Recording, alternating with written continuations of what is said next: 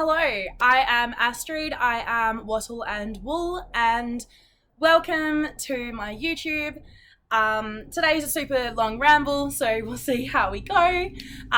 Pretty much as per normal though. So if you are a returning viewer, welcome back. If you are new, hello, I am Astrid, and it is so lovely to meet you.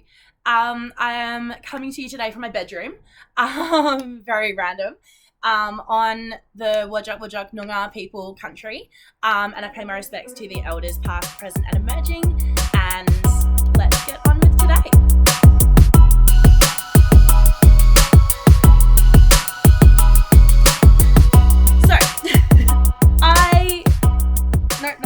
I got home and I finally had some energy, which at the moment is super rare for me. So I thought I would jump on, say hello, tell you what has been going on with my life, because I haven't really been interacting for a while. So I don't even remember where I'm up to in my life story, so let's recap.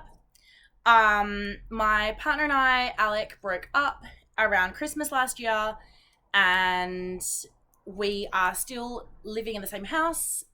We are looking for somewhere to move to, but rentals are super hard to find right now. So it's not been easy trying to find anywhere. I have the people to move out with. I just don't have the moving out ability. I'm not able to move out yet. We don't have the house. So that has been rather frustrating. And I mean, Alec and I, we're still really good friends. Like, we get along really well, but it does make it, living with my ex. Like, that's always going to be a little bit awkward. What else? My cat is broken. If I can pull him over. I'm scared because this is like toppled on a couple of books, so you might fall. But come here, baby. Come here. Oh, my love. This is my beautiful boy, Macchiato, Mac the truck, Fur Boy. Currently, his new name is Chicken because he's got a shaved leg. So Mac, I came home all of a sudden and he was limping, and he basically can't feel anything from here down. So he can feel it up here, but he can't feel anything down here. So his poor little foot is just like a dangling. He's not doing well. I know, my love. I'm just showing them that you are broken. Hey, Chicken. You're broken. I know. So took him to the vet. Actually, I called my friend who's an animal physio. And I was like, oh my God, my cat's broken. Why is he limping? And she was like, look, he might have just jumped too far. Give him a couple of days to recover. And I was like, okay. A few days go past and he's not getting any better. And I'm like, okay, something's actually wrong. Like, this is concerning me now. Took him to the vet. Basically had a horrible experience at the vet. The vet was not very nice at all. Paid $400 for a consult where I was insulted a couple of times. And for x-rays that showed absolutely nothing. And the vet was like, yeah, I thought they'd show nothing. I'm like, cool, then why did you make me pay for them? So my cat is broken. We don't know what's wrong. I am going to have to go see a cat neurologist, so that they can try and figure it out. I don't know what's wrong with him at the moment, and it's very uncomfortable to see him limping around. Although, to be perfectly honest, I don't even know if he knows. Like, he looks super happy. He's still running around. He's just, like, chilling on three legs. So, I don't know what is happening or why, but he doesn't really seem too unhappy about it. Don't get me wrong, I don't think he's overjoyed, but, he's still happy and purring and wanting all the attention and love. So, maybe he's okay. I really don't know. So it's been a bit of a mess around here, like, kind of trying to apply for places and then wanting to pack, but also not being able to pack because I don't have a house to pack up and move into. And then just being exhausted all the time. So we had the school ball which was beautiful. Our kids looked so beautiful. And me and a couple of teachers went, and then everyone kind of got COVID except me. So then half the teachers were off at work, so all the other teachers were picking up their classes. So it was just lots and lots and lots of extra work. And then I got sick anyway. And then I had a uni assessment that was due last Tuesday, and I kind of put myself into a bit of a hole, where I am very passionate about getting good grades, and I do love what I'm studying. Hated this unit, was not enjoying this unit at all, but I definitely enjoy what I'm studying, and I'm so excited to be a master of something, like have a master's. So I'm very excited to do it. I've just seen this little whatever. That's my hair now. That's what I look like. So I'm really excited to study it and to do what I'm doing, and it's amazing. But the last 3 units, I've got an 85%, which is a HD, high distinction, and like, I'm so excited that I've got that. I definitely do not have that in my undergraduate studies at all. You can tell when I like something because it's a really high mark, and then when I don't like something, it's a really low mark. But currently I'm working really hard, and I'm trying really hard to make sure I'm getting good grades. I am also doing it 1 unit at a time, so I do know that I'm able to devote a lot more time, whereas before I never would have. But this essay, oh man, it was rough. It was really, really, really hard.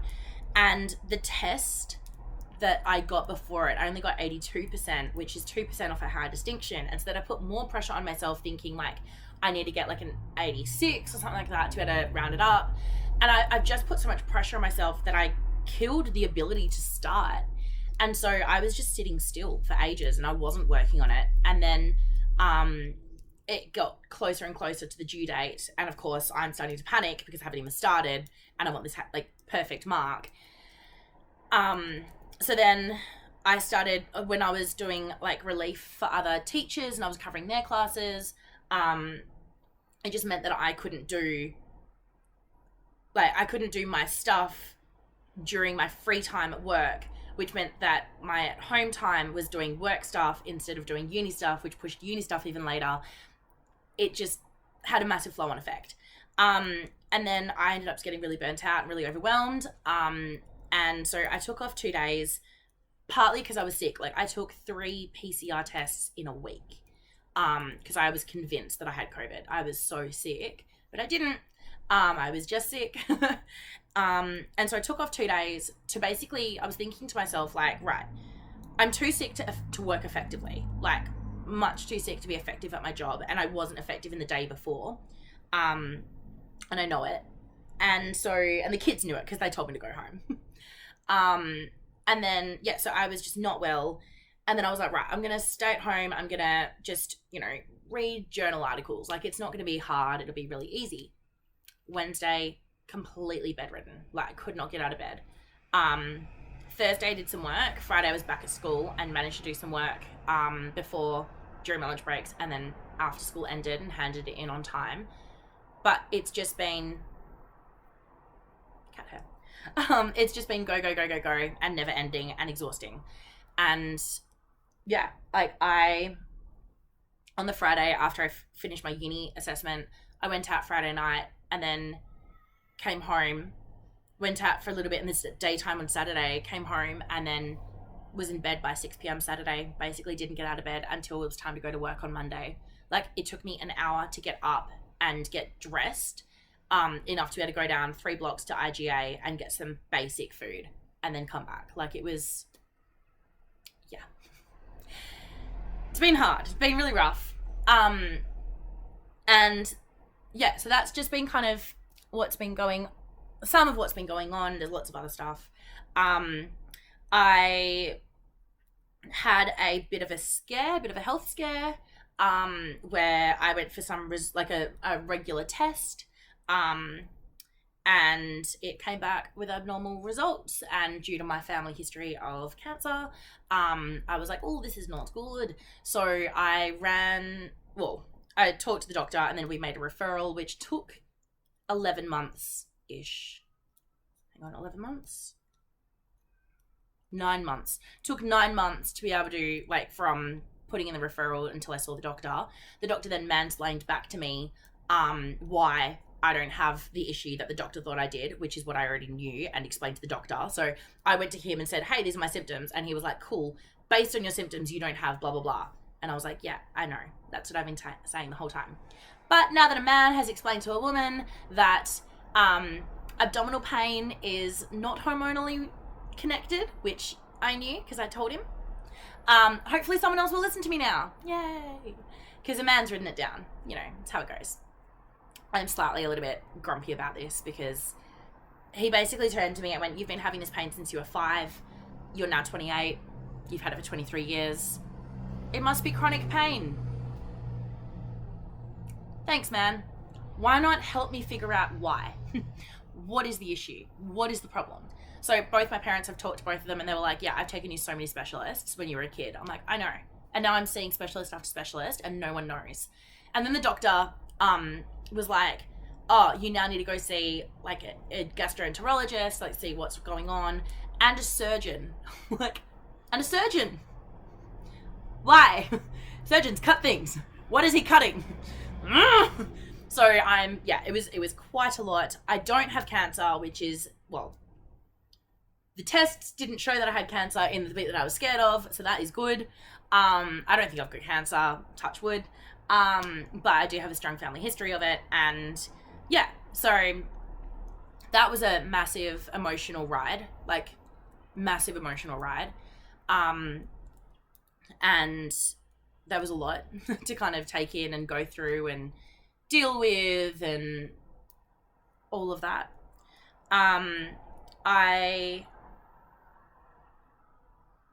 What else? That's kind of been the main things. And then the world events.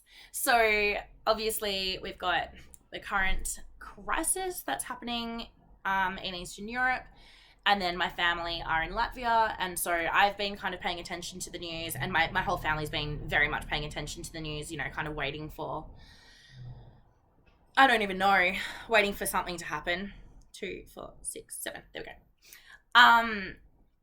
And yeah, so that's been, I mean, Latvia is a NATO state, or a NATO country. So I'm pretty confident that there's not going to be any major danger due to it being kind of protected internationally.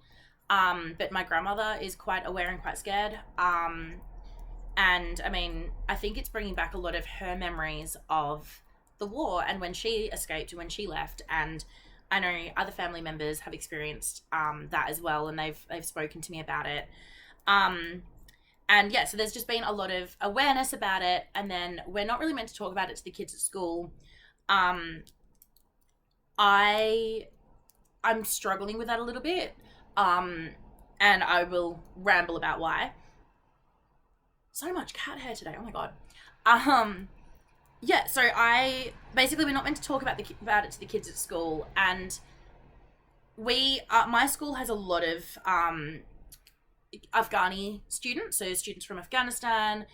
We've got several Karen from Myanmar or Burma or Thailand, or students actually don't know where they're from because they were born in a refugee camp between 2 countries.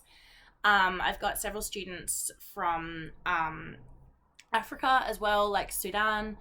And so we've got a whole lot of students who have experienced either war or the effects of war, or the prelude to war, and they are very knowledgeable, unfortunately, which I hate for them. But they're very aware of that, and it kind of bothers me.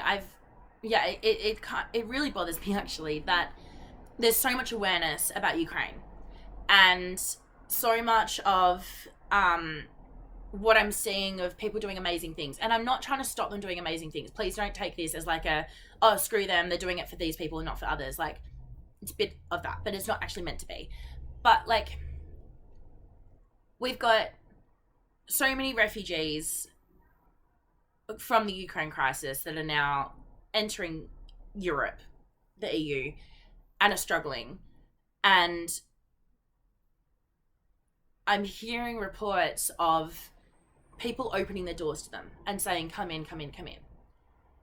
And it makes me so angry because I look at my students and I look at my kids in front of me, and I know that I've got kids who are third generation born in a refugee camp.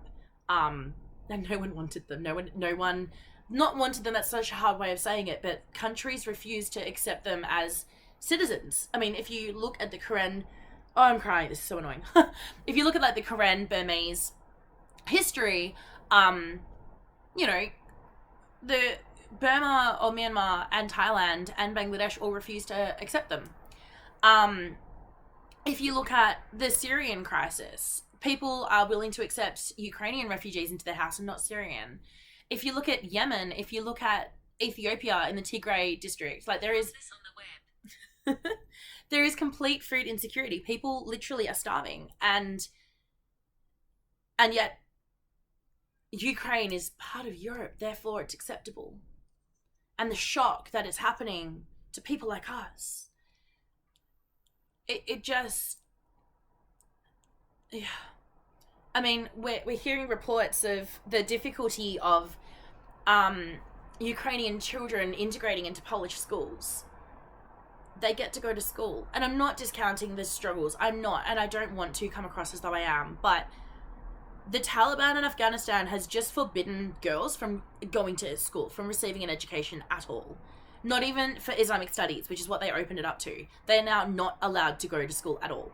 We've got girls, Muslim girls in India, that have been basically told that either they can go to school without the hijab, which is against their cultural beliefs and their religious beliefs, or they can't go to school. So we're having education taken away from these people, and yet the focus is on Ukrainians, and at the same time as these other things happening. And it bothers me. And I'm sure that there are more reasons why than what I've just spoken about, and I'm sure I need to unpack a lot of my own bias. But it's been hard knowing that I've just told you about like where I'm at and like my struggles, and it's like, you know, I literally have nothing compared to someone in any other country. And I know that everything's relative, but it makes it hard when I see injustice everywhere, but only attention paid to one place. I think that's where I'm at. So, anyway, that is 17 minutes of a rant about injustice and nothing about knitting, which is the entire point we're here. So I'm gonna probably leave that in because I actually think it's really important that I talk about it, but I'm now gonna move on. So, I made a promise that I'm not gonna buy any more yarn. Totally did not keep that promise, because Knit Crate, I forgot to cancel my Knit Crate. I don't remember if I've spoken about these or not already, but some things have come in. So these ones I'm pretty sure I did speak about. This is the Uru Yarn Cozy. It is Noon Chai. It was their tea. I do remember opening this with you, and because I really loved this. This is alpaca, and stellina in a super bulky weight. Then this one was a chunky one by Malabrigo. This is their Malabrigo crate, and this was 433 Acorn in chunky, which is a bulky weight. And then I'm pretty sure I also opened this on here and showed you. Then I got a new knit crate, which is why I kept it in the little knit crate box so I could remember that it was new. And I got 3 skeins of this Malabrigo, and this is in the worsted weight, 210 yards, 192 meters for 100 grams in colorway 087 Mountain View, which is beautiful. Yes, so I've got 3 of these. Now, I don't really want to show on this what I've been doing because it's not safe for work. It is a little bit inappropriate and rude, hilarious, so funny, but a little bit inappropriate. It does involve body parts that I, as a young female teacher of teenagers, do not want to be showing you what I've made. So I'm just going to leave it at that, and you can take it to your own imagination. I've loved making them so much. They've been really, really, really fun. But yeah, I don't particularly want to be showing them on here because my students would absolutely screenshot the heck out of it and send it around, and I just don't trust that. But basically, I've learnt to crochet, and I have taught myself, and it's been wildly amazing. I had a bit of like a knit, no, like I just couldn't sit and knit comfortably, and it was really awkward. And so I decided that I've wanted to crochet for a while. I always said I couldn't. Why not teach myself how? So I did. I can't even show you because it is the item that I don't want to show you. Basically, I started to crochet completely completely wrongly. So you're meant to put the hook through the two loops or the two bits, and I was only putting it through the first bit, so the texture is a bit odd. But then I figured it out because I had to YouTube how to do like a increase insert in the round. And I figured that one out. So I fixed it. And now I'm crocheting like an absolute beginner. I was going to say a pro, not a pro. But I don't fully want to show what these items are. How do I do this without... Again, just to protect, professionalism and stuff. If you really want to see, I'm happy to post them up somewhere. Maybe an Instagram story or something. I just don't want my kitties. Anyway, this is the Iris stitch. It's so cool. And this is just single crochet in the round. I'm sure you can already guess what this item is, but it's all squishied up so you can't see. But yeah, so this is double crochet and single crochet and chains, and it's been super fun. Like, I'm just learning different skills, I'm learning different techniques. So I crocheted the first original item and then was like, oh my god, I can do this. And the tension, like, I have to admit, I think it's because I've knit for so long that I just know what fabric should look like. But I'm really impressed with my tension for a beginner. And then I've got a couple of really beautiful friends, and one of them, her name is Ash, and she loves dinosaurs. And her partner Carl, it was their anniversary, and so I was like, you know what, let's crochet them dinosaurs. So I normally see them on like Friday nights. We go out and hang out together, like a big group of friends, and I decided to crochet a plesiosaur, which is the Loch Ness Monster, out of this. So I still have this much of one skein. So I've got 2 of these left over, which I think is pretty good. The plesiosaur is beautiful. She loves it. And yeah, as soon as I gave it to her, she was like holding it like a little toy. So I was like, yes, I've done the right thing. And then I was thinking about Carl. So his favorite dinosaur is an Ankylosaurus. Ankylios, I don't know, something. It's like a chunky boy, and he's got a big club tail and then spikes on his back. Yeah. And so I made one of those out of this acorn chunky one. I thought that the colors together were very masculine, and very dinosaurish, very prehistoric. And I just really liked the natural tones, and it was really easy to make. So I will link up below the patterns that I used. Very helpfully, I did not take pictures because I finished them at 8 p.m. and then ran to go give them to them. So I don't have pictures, but I might ask them if they've got pictures, and then I can post them up, of my first ever dinosaur. So they're like little stuffed dinosaurs, and they're really cool. This purple item, purple and orange, or purple and gold, is my 4th ever crochet item. It's again not safe for work, but we'll see how we go. I definitely want to make something with these. I don't know what, but they're just so cute. I really love them. So I would love to make something with these ones. If you know of any good, I would say I'm like an intermediate / beginner crocheter. Um, I don't know a lot of techniques.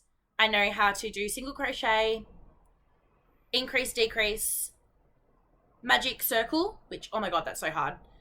Um, double crochet, bubble stitch. Is there anything else? I think that's the main things. But to be fair, that's the main things in anything. So I'm pretty happy with that. So yeah, if you have any ideas.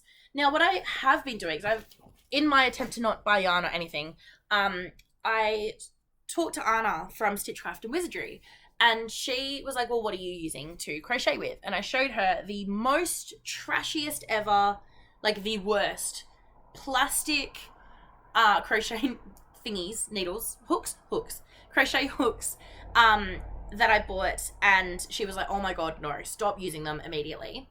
And then she was like, look, would you like I'll send you one because I want you to learn how to crochet and I want you to enjoy it. And I was like, oh, that's so kind of you, thank you, like you really don't need to. She's like, no, I do. So she sent me a crochet hook, which I can't find, but it is a clover hook. And she sent me a ball of pink yarn as well, which is really lovely of her from Schrapier's, which was like, she was like, no, I'm sending you the hook. And I was like, okay, cool. Like, thank you so much. I really didn't, I didn't ask for it, but thank you. I really appreciate it. And then all of a sudden there's like things in the item. And I was like, oh, like there's more than just one thing. So it was really lovely. And I felt very special and blessed. So yes, that is my crochet endeavors, and all I've really done there. I also, in the spirit of acquisitions and buying stuff, I reached out to Susan of Ash and Eve Designs, because last year I didn't get her advent calendar, and then other people did. And the entire Christmas, the entire time, like, don't get me wrong, I had some amazing calendars, including 2 from Lush that I imported from England because that's how much I wanted it. So I had some incredible calendars that I absolutely love and can't wait to use, and one of them I'm definitely buying again this year and stuff. But I was so upset that I didn't buy hers. So she released her pre-orders, and I messaged her and I was like, hey, I want this so badly. I'm just not in my richest moment right now. Is there a way that are you going to have later pre-sales or pre-orders that I can, look forward to, that I can put money aside and save? And she is just an absolutely wonderful human, and she basically worked out a different way for me. And so now I have got a pre-order, and I'm so excited. So I'm very honored that people are so willing to go out of their way for me, and so willing to be kind to me.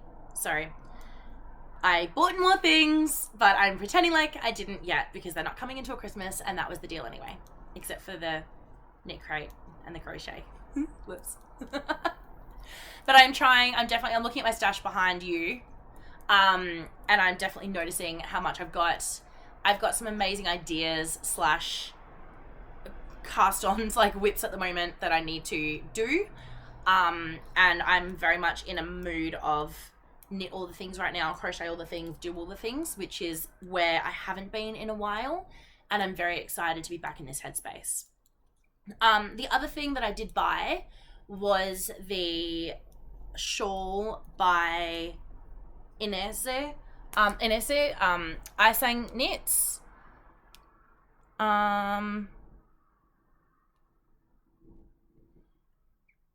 What is it called? Ooh. Wool and Works is also doing advents. I might need to do that. I've just seen it on Instagram, so Annalise Autumn Shawl.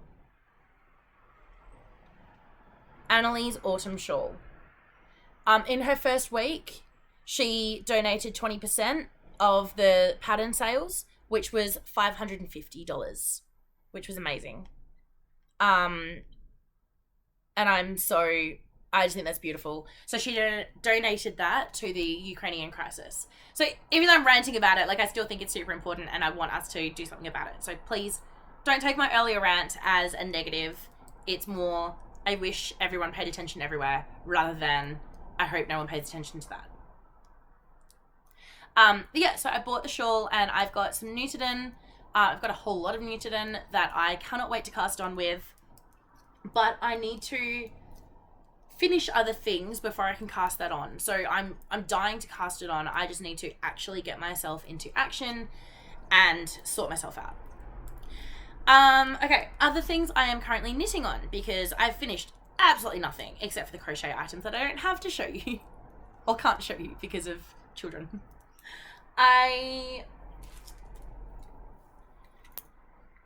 This one.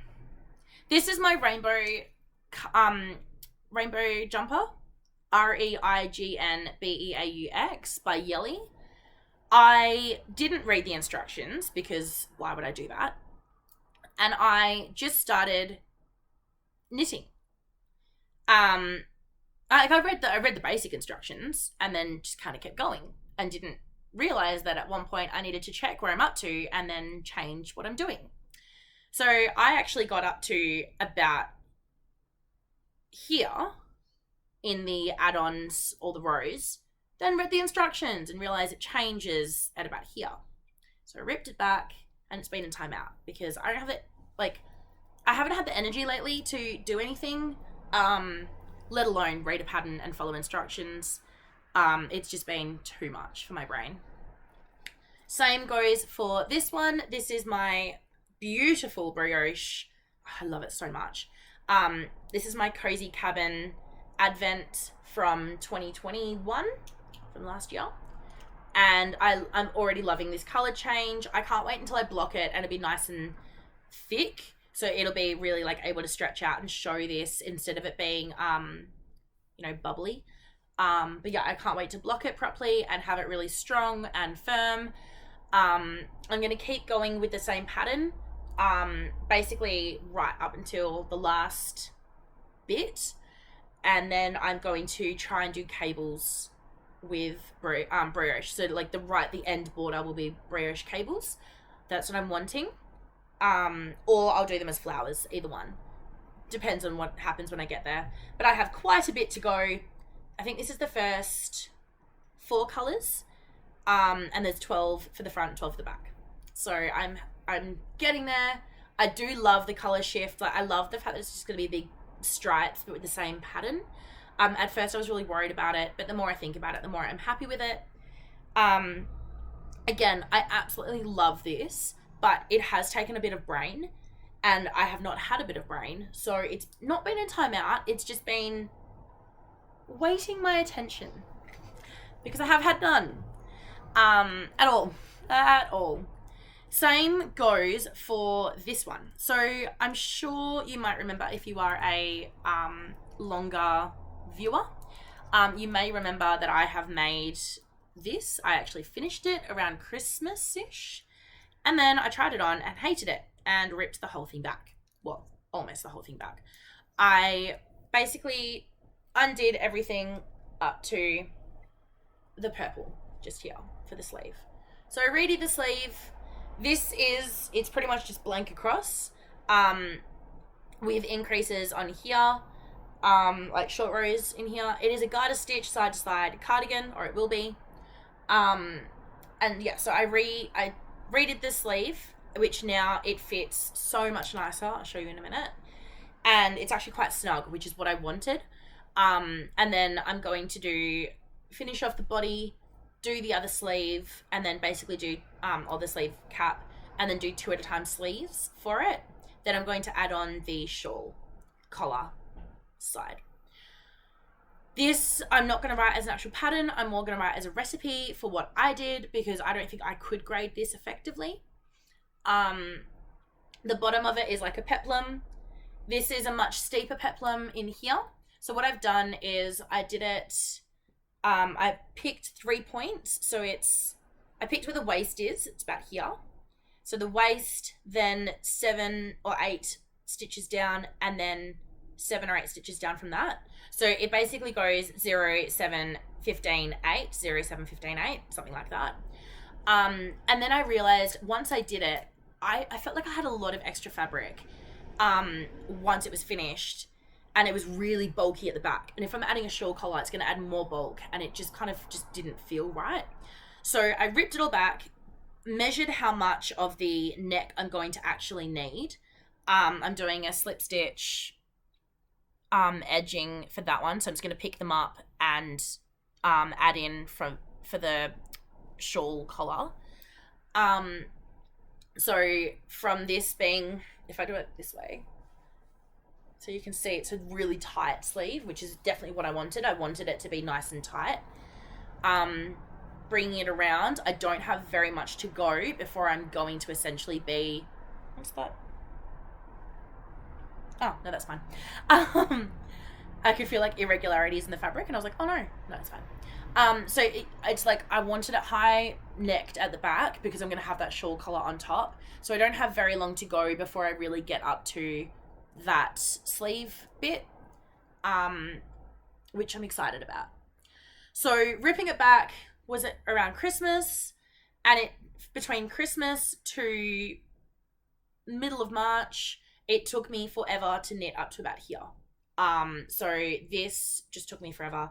What I did, as I was saying, with the bottom of the peplum is I basically figured out between the waist and the underarm, and that's 8 stitches above the waist marker. And so I've just added in an extra increase short row, and I've also done it at only 1. So these are, you know how I was saying the 0, 7, 15, 8, they're spaced every 3 rounds. So you knit up, down, and then short row. Up, down, short row. Up, down, short row. Whereas in here, it's only 1 up, down. So it's like up, down, short row, down, up, down, short row, down, up, down, short row, down. So it just adds more to the peplum, which creates more of that back swing, which is what I really wanted. Like I wanted it to be kind of a bit more puffy at the bottom of the back. I'm doing an I-cord for the bottom, which I love because it means that it's already finished and I don't need to do any finishing details. Love that. And I do really enjoy the slow fade of the rainbow. Like I love these colors. This is from Pliers and Hellhounds, her 2020 Throne of Glass series advent kit, which I loved. Again, I reached out, was like, oh my god, I need these, and then spent a lot of money because I forgot it was in US dollars. But totally worth it. The only thing I have to say, this does, and I've said it before, this is a very sock fabric, and so especially re-knitting it, because I've knit it and then undid it and re-knit it, I'm excited for this to get blocked. I think it'll soften up a little bit after being blocked. Not that it's not soft, it's just not as soft as, like, I don't know, 100% merino or something would be. Like, it's definitely got that nylon in it. So it means I like it and it's durable and stretchy, and I mean, it's going to be stretchy anyway. But I just, yeah, I can't wait for it to have that block and just to add that softness into it. So I said it took me until about halfway through March. Then when I was sick and doing uni, I basically did from where my finger is here all the way up. I did a little bit of blue last night at my dad's dinner. So basically all of this was done in 2 days, whereas all of this was done in 3 months. So it tells you how my brain's been and also how intense uni is, because I just sit there and read and have to knit while I'm doing it. But yeah, so it's been my knitting. I have 3 days left of school until holidays. Thank God. Not thank God because I don't like my students. Thank God because I need a break. I love my students. Oh, they're so crazy. But I definitely need a break. I'm very excited for that. And I don't have any plans. I'm hoping to just go out with friends. Most of my friends are used to me knitting as I'm out with them. So hopefully I can get something done and happening. Now, the other thing is I don't know where my brain is at for this thing. So I thought I would just ask you because you would know. Okay. I am heading to Europe next year, and I can't wait. I cannot wait. I'm so excited. I've counted it. It is 14 months until I technically should leave, but it is 12 months on Friday before I technically can leave, and that is very exciting. So it means I only have to teach essentially for another year, and then I can leave. So I'm thinking about what I'm going to do, and I don't know. I definitely want to blog my travels. I know that I want to write a couple of books, and I'll probably end up blogging about that as well. And I'm thinking, what do I want? How do I want it to look? I'm also thinking, I've always wanted to do something along the lines of selling local crafts that I collect or that I find from other areas. So let's say I go to Algeria, which is in North Africa, and they are well known for cotton and for their weaving. And so say I find 10 beautiful shawls or weaving products that I think would sell really well, that I might buy those 10, but have a relationship with the creators, and then I would want to sell those 10, but then the profits would go back to those creators. And then if there's obviously a willingness to buy them, like people are like, oh, I really like this, I resonate with this, then that connection would be built, and it would go into continuing like an online shop that would be supporting these people. So I've wanted to do that for a long time. Ever since I decided to travel, I've wanted to basically sell souvenirs, essentially, but not in like a tacky way, in an actual authentic, I want to find beautiful creations and sell those. And yeah, so I'm thinking about how everything's going to fit together. And I know I want Wattle and Wool to be a part of it. And I do know that I'm going to be designing ideas anyway through that, inspired by that while on my way. I also want to write a book about happiness, and I want to kind of talk to people about what they find true happiness and how they identify what being happy is, and just kind of do like a non-scientific anecdotal study around the world.